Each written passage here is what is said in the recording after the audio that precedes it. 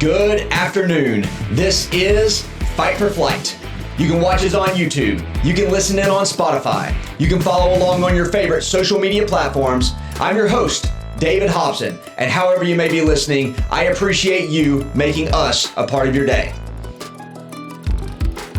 What's up, everybody? Welcome back. It's another Monday. That means we have a brand new show for you today. A lot of topics to cover. We're going to be talking about the Throw Pink Championship that happened in Rock Hill, South Carolina over this past weekend at Winthrop University, as well as the USDGC. Disc golf has officially come back to the Carolinas, and I know for people in the Carolinas, it is the most epic time of year for disc golf.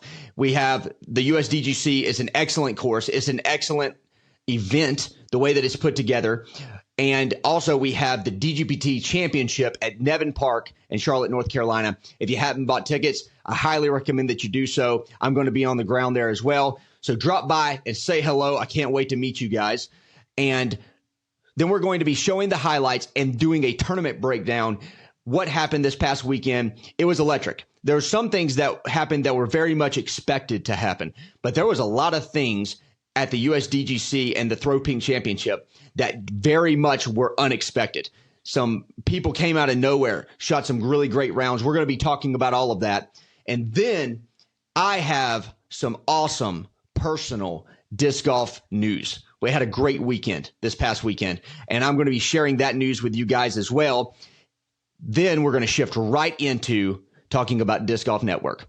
So I have been a voice that has been critical of certain things that disc golf media has done. And I will probably continue to do so. Why? Because I think it's true, because I care about the product. I care about your viewer experience and my viewer experience, and I care about the sport growth. So I'm not going to shut up, right? I'm going to say the things that I think are true, but it's important when they get it right to be just as loud with the praise as you are with the criticism. And they got some things right this past weekend at Winthrop University, and we're going to talk about it. And then we're going to do the most controversial segment that my show has ever seen. We're going to talk about a topic that is very near and dear to some people's heart in disc golf. We're going to talk about a culture. We're going to talk about some good things. We're going to talk about some bad things. And we're going to call out some people on today's show. Why?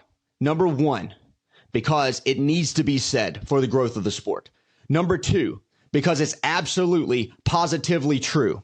And number three, because the people that it will piss off, I will enjoy pissing off. Those people absolutely deserve it, and they need it, and I can't wait to say what I'm going to say. And then right after that, we're going to go right into the DGPT Championship predictions for this coming week at Nevin Park. But without further ado, let's get right down to business. I want to start by congratulating Gannon Burr and Kristen Tatar on their wins at the United States Men and Women's Disc Golf Championships. They were stellar. They won handedly. Kristen is back. That was the main thing that I took away from the Throw Pink Championship. This was vintage Kristen. 2023, winning all the majors, Kristen.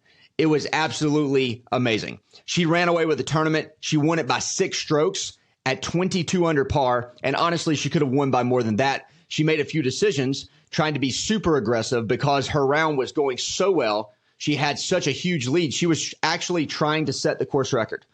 And in her interview afterwards, of course, she just says, well, I'm just trying to play my best. I'm not worried about the course record. And it's like, well, the shot selection that you had coming off the back nine would beg to differ. But I appreciate her being a professional, saying the right things in the microphone, doing the right things, and honestly interacting with the crowd in a way that I've really never seen Kristen interact with the crowd. Most of the time when a broadcast person, a media person puts a microphone in her face, asks her a question, she's just very to the point. She's poised. She's a stellar interview. She just does her thing and she doesn't worry about anything else. And she doesn't really play a lot to the crowd during the round, like an Owen Scoggins, right? Like a Ricky Wysocki. But at the end of her tournament on the 18th green, she interacted with the crowd and actually thanked the crowd for being there. And it was a very warm moment, a different side of Kristen that I really hadn't seen publicly on Disc Golf Network before. And I thought they did a really good job of showcasing that. And I just wanted to commend Kristen Tatar on actually connecting with the fans in a way that I haven't seen her connect, in a way that we can clip, in a way that we can share, in a way that the Pro Tour can promote her and her brand as well. And I just thought it was a really, really nice moment from Kristen Tatar. But this was her approach shot and putt on my favorite hole, hole 5 on Championship Sunday. Let's check out this bomb that she threw. A lot of work in front of him, but he's trying to become the first Finnish male player to win a major championship in disc golf. Kristen's third. Wow, what a beautiful shot from Tatar from kind of out of position in the fairway. This to get to 3 down through 5. Easy does it. Kristen in control. If you have been following Kristen's career and what she says on social media and the things that she does with her company, you understand and know that she loves animals and that she is inspired by animals. She kind of thinks of them as embodying her spirit in some ways. And she released this statement back in September. She said, over a decade ago, disc golf was just a fun pastime, but it quickly became my passion and career. The turning point came in 2017 when I joined Latitude 64, a journey that led to the creation of my first signature discs. And she says here, the wolf symbolized my early growth, but as my path evolved, so did my brand. This year, the heron emerged as a powerful new emblem of transformation and renewal. And now every throw carries a piece of my journey, reflecting on the patience, wisdom, and rebirth that this sport has brought into my life. So we understand that she very much identifies with these animals and she has them put on discs. And this is where she's going with her brand and with her career. And I thought it was a really interesting moment that right after she hit that putt on hole 5, she looks up and there is a blue heron right in the water on the other side of the basket where she made the putt. She actually stopped and she took a photo of that heron and said something about it to Silver and to her card mates. And I thought it was just a cool moment where the imagery matched up with her brand. It was just a cool moment for Kristen Tatar on Championship Sunday. Evelina Salonen played extremely well throughout the week and finished in 3rd place. So she finished on the podium, and she probably hit the toughest putt that I observed the entire week. I've played at Winthrop before, at the arena course, and I have been in a similar position to where she was after her approach shot. And this was her putt on the difficult par 5, hole 8. Let's check it out. For par. Got it! What a par save for Salonen. First circle 2 make of the weekend against all odds. Through the bushes, around the tree, into the chains. Now let's talk about a rebirth of a player over the past 4 to 5 weeks. Paige Pierce has been on a tear lately. She's been playing very, very good disc golf at times, and she shot a 10 under round on Championship Sunday to finish 11 under for the tournament. So coming into Sunday, she was only 1 under par, and she put up a 10 under round. Paige has shown moments of greatness. Paige is still a really, really elite player, but she just lacks the consistency. She has the ability to go low as well as everyone else does, but she lacks the consistency to bring that week to week. This was her approach shot to finish out her tournament on 18. This was a dime. He's trying to get his first major in quite some time. Third shot for Pierce on 18. Parks it. She's going to tie the course record 11 under. I believe that disc golf really needs Paige Pierce to play well and to be in contention. The Kristen Tatar fans and the Paige Pierce fans, they're a different fan group. So we have the emergence of this buzzsaw in Kristen Tatar playing extremely well, growing the game, creating new fans, new women that are interested in the game, little girls that are interested in the game. But we also have people who have been Paige Pierce fans for a very long time and are very loyal to her and to her brand. And so Disc Golf couldn't ask for two better ladies to build the FPO around than Paige and Kristen. And I really love watching Paige Pierce play well so they can go head to head. I'm looking forward to this week at Nevin. Now let's talk about the MPO. Gannon Buhr played unbelievably to put together a comeback win over Anthony Barella on Sunday. This was his huge approach over the water on hole 5 to finally get a lead on Sunday. I think that's what you'd like to do. Hang it out there on the hyzer. Dig in, kills the speed. There's the reaction you're looking for. Perfect execution on the water crossing. I don't know about you guys, but when Gannon is playing, I expect him to be a podium finish. He's playing at an unbelievable level. He's playing with a game that other people only dream about having. He has a backhand that only a few people in disc golf can match. He has a forehand that only a few people in disc golf can match. He has putting capability that only a few people in disc golf can match. He's absolutely stellar, and I expect him to play well, and I think he expects himself to play well. But let's talk about some unexpected things that happened in the MPO. This is kind of the heart of disc golf for me. Watching people who are not supposed to be there, not supposed to be doing what they're doing, put up crazy numbers. Gavin Rathbun went on an absolute heater on the back 9 on Sunday. This was his approach on 18 to finish 10 under on the back 9. Difference between an eagle bid and a par right there for sure. Heinberg. Maybe par, right? Maybe it's par, not even yeah. guaranteed you make par from the drop zone. Seriously, Rathbun, can he do better than perfect on the back 9? He's sitting there right now. Go. Oh, count it. What an absolute park job. What great touch. This is great angle control. This is distance control. This is everything done right. Gavin Rathbun really had it going on Sunday. It was really fun to watch. But perhaps the biggest story of the week is how Drew Gibson went from barely qualifying in the qualifier on the Monday before to the chase card on Sunday, and then to a top 10 finish and a qualifier exemption in 2025.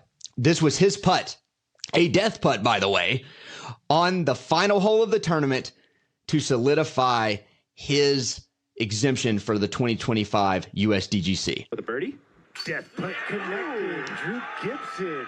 What a weekend here in Rock Hill. What an amazing weekend of disc golf. I am very much looking forward to the championship at Nevin Park this coming weekend. If you're going to be out there, drop by, say hello. I can't wait to see some of you guys out on the course.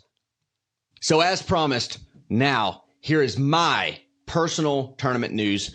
I actually was able to play in a local C tier this past weekend in my area. Ended up finishing solo second place in the MA1 division, shooting a 9 under 10-13 rated round, which is really good for me. I ended up 2 strokes off the winner. And actually everyone who finished in the top 3 in the MA1 division shot 1,000 rated rounds or better, while the MPO winner shot a 971 rated round. So the amateurs brought it this past weekend. It was a lot of fun out there. I was having a blast. I was nervous, but I was also throwing very confident shots, as well as the other people who podiumed. It was absolutely amazing and really, really enjoyed my time out on the course. But reflecting on my round, I really got off to a slow start. But I ended up making 9 birdies in the last 14 holes of the tournament. I only had the 1 bogey on the scorecard, and I thought that I played extremely well by my usual standards. When I finished up, I was looking at my stats, and I ended up with 10 birdies, birdied 56% of the holes, and I putted 100% in C1, 33% in C2, 67% scramble. I was in C2 78% of the time, and in C1 44% of the time. I think I parked 2 or 3 holes. I was 17% parked. I threw the disc really well, and it's great to get out there and have some success as an amateur player in a competitive environment. And I think that putting yourself in positions where you have to compete and you have to compete against good amateur talent really pushes you to get better. It really develops you, not only your game, it puts demands on your game, but it also really demands that you develop mentally as well, to be able to be tough enough to go out there and not fall apart when things are going well and not let things snowball when you have something that happens that is bad. And so I just really enjoyed the opportunity to go out, have a good time. The Charlotte metro area scene in disc golf is very, very good. If you haven't had an opportunity to play a tournament here and you're traveling in, if you're from somewhere else, highly recommend you sign up for a tournament here. It's a different world. I played here. I played a lot of different places. Talent level in Charlotte, North Carolina for amateurs is really unique and in some ways unmatched. And so I would highly recommend that you come to Charlotte and play a tournament. Even if it's an amateur tournament, you will absolutely enjoy your experience. I know that everybody likes to talk about what Disc Golf Network doesn't do or what they do wrong. But let's talk about some things that they did right this past weekend. I've always said that greens interviews are a little bit outdated, okay? I know the PGA Tour moved away from them almost a decade ago when they realized that the quality was kind of low because they couldn't control the environment. So there was a lot of not being able to compete on YouTube and other streaming services just because that the audio quality wasn't great for the interviews on the green. And a lot of times you're not able to really use a microphone that's capable of producing what you want to produce. And the DGPT generally just has a person at the award ceremony awarding the trophy that is just yelling, right? So they'll just hold a trophy up and they'll just yell, the winner of the US DGC is, and they just yell it, right? And they don't have a microphone. They don't have a megaphone generally. And it's kind of weird because you can't really share that moment on social media because the audio is poor. But one of the things that I thought that they did really well this past weekend at the USDGC was they actually had microphones on the green. So they did an on the green interview, say with Kristen, for instance, and also with Gannon. But the interview with Kristen went really, really well. I could hear what she was saying. She didn't have to yell. Also, the crowd could hear what she was saying because they didn't just have the audio locked into the streaming, but they also had it in speakers out there. So the crowd could hear her as well. And you could hear the crowd reacting to what Kristen said, also to what Gannon said. And I think that that is very, very important. And I have seen them kind of miss on this quite a bit, say over the past, year or so. But I thought that they made a really good correction here and that the audio quality was much better. And now the Disc Golf Network and the DGPT, they can share those moments and they're going to be higher quality moments. Now, is the PGA doing greens interviews?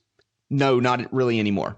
But if you look up PGA Tour greens interviews, for the most part, it was 2008, 2012. You'll find John Daly, Tiger Woods doing interviews on the green.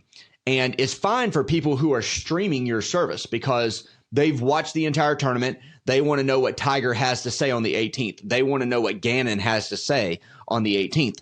But the fact of the matter is that for all the people who are not a part of your streaming service, who are not watching your broadcast, those moments are the things that kind of suck people into your sport and really grow the sport.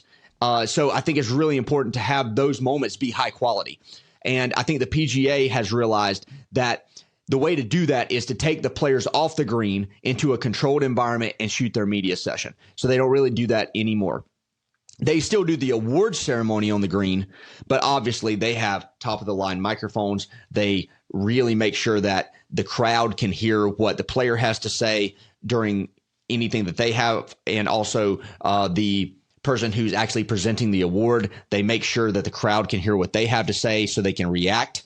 And I think that disc golf finally in some ways got that right this past weekend. I just saw that it was a better product. I wanted to commend them on making some adjustments and just making it a better viewing experience for us all that were watching live, but also having the content with the potential for virality, going viral on the internet. Those moments are the things that go viral. And I just thought they did a great job, and I wanted to commend them for their efforts. But now it's time for the controversy. I started getting notifications throughout the weekend, starting on Thursday, that USDGC spectators were once again using disc golf event space to publicly do heroin, LSD, shrooms, and of course, publicly smoke marijuana. There were dozens of Facebook posts, dozens, showing people using their illicit substances and then bragging about doing their drugs at the tournament. And everything but marijuana is a class 1 drug in the state of North Carolina, and it's a felony to use them. And I think that it's insane that tournament directors have not taken adequate steps to enforce the Disc Golf Pro Tour's drug policy. And they say they want to grow the sport, but I can tell you right now, we can't grow the sport if old Chuck Schumer the Boomer is committing felonies beside the fairway. We just got to understand that it's not possible. And I don't care. People are going to come after me for this. They're going to say, look, we have this culture in disc golf. I don't care about your culture. I do not care about your culture. And here's why. Because I have children, and we could actually bring school groups of children, like elementary school, middle school groups of kids, to come in and do meet and greet. They could even sell school systems discounted tickets and bring in a large number of kids to be a part of the event, meet the players. Maybe they could do, some sort of clinic or whatever, have some people who are not really in contention, maybe didn't make the cut, be able to interact with the kids and sign autographs and all of those things. But I can tell you that I will not put my kid on a bus and send them to a place that when they get off the bus, they immediately smell pot. I'm not doing that. Okay? It's just ridiculous. We're taking an environment that is supposed to be a family-friendly environment, and then we're just making it a one huge drug operation. And I understand that there are people there that want to watch disc golf. There certainly are. And I wouldn't even say that the amount of people who are doing drugs publicly is even a majority. Why? Because disc golf has grown past that. Hippies are no longer in control of disc golf. Drug addicts are no longer in control of disc golf. So we finally have something that's worth protecting. We have something that is scalable. We're able to grow it. We have people involved that want the sport to do better. And that's why it's time that tournament directors start enforcing the Disc Golf Pro Tour's official policy on prohibited items. So I'm just going to read this to you just so you understand, because a lot of people don't understand what the Disc Golf Pro Tour's position is on certain issues. These are prohibited items. There's a full list. I'm not going to read the full list because it's very long. But here are the big ones. The items below are strictly prohibited and cannot be brought into a Pro Tour event. Weapons of any kind. This includes, but is not limited to, guns, knives, pepper spray, tasers, etc. Outside alcoholic beverages of any kind. Food and beverages will be available on site for purchase. You can't bring in booze from the outside. You can't bring in your beer from the outside. Illicit substances or illegal objects of any kind. So you can't bring any drugs whatsoever to a Disc Golf Pro Tour event. It's literally in their policy. It says, do not use, consume, or bring any controlled substances or locally prohibited items to the event. They will be confiscated. Well, they won't be confiscated because they're not really enforcing it. But their policy clearly states their position on this. And then here's another big one. Pets. Even the best behaved pets can cause disruptions or distractions at tournaments. This is what they have to say. I'm just reading it verbatim. Even the best behaved pets can cause disruptions or distractions at tournaments. Our staff members are pet lovers, but our dogs and cats belong at our next practice round and not at a competitive event. And that's going to piss some people off right there. But I didn't say it. This is the Disc Golf Pro Tour's official position on pets, and I couldn't agree more. Also, during the code of conduct, if we're talking about drug use, it literally says here, no smoking or vaping. So not only illicit substances, but also legal ones like cigarettes and vape. You're not allowed to smoke or vape. It says smoking and vaping are prohibited inside Disc Golf Pro Tour event space, which includes any areas that will require a spectator pass to access. Generally speaking, this includes all on-site areas, including the course, spectator viewing areas, player warm-up areas, vending areas of all kinds. Some events may have a dedicated smoking area that allows for contained use. Continued violations of this policy may result in removal from the event. Now, they're not saying continuous violations of smoking pot. Pot is under the illicit substances clause. That's completely prohibited. This is for legal stuff. So if you're vaping and you get caught, they're going to give you a warning, and if you keep doing it, they're going to kick you off the grounds. They do not want it at their tournament. So it's time that people who actually care about the future of disc golf, care about the growth of disc golf, they actually put up a fight and stand up for what's right.